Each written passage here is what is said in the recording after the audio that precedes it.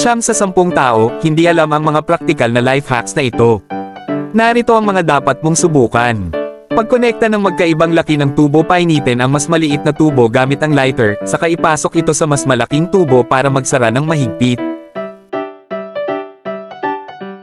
Pagkabit ng ceiling ring,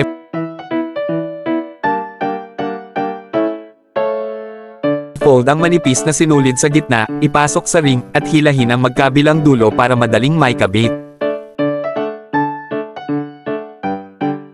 Pag-ayos ng takip ng kaldero gamit ang bote, butasan ang takip ng bote, lagyan ng tornilyo, ipasok sa butas ng takip ng kaldero, saka higpitin gamit ang nut at screwdriver.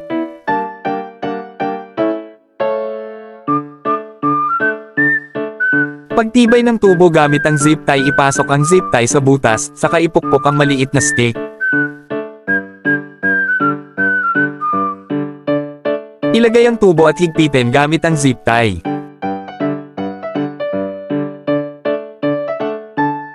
Hanapin agad ang dulo ng tape, ipadaos-daos ang ballpen sa gitna ng tape.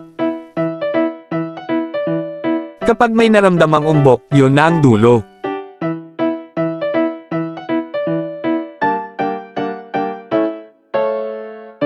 Gawaing pang-thread ng karayom, gupitin ang straw, ipasok ang maliit na sinulid mula sa wallis, tapalan ng tape, instant pan-usok ng sinulid.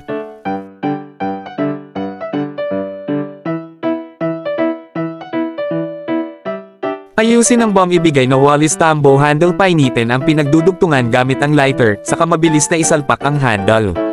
Madaling ikabit ang masikip na spring, ipasok ang tali sa keyring, ikabit sa spring, at hilahin. Ang dali. Pitalasin ang mapurol na gunting, gupitin lang ang aluminum foil ng ilang beses para bumalik ang talas. Have you learned this clever and practical life hacks?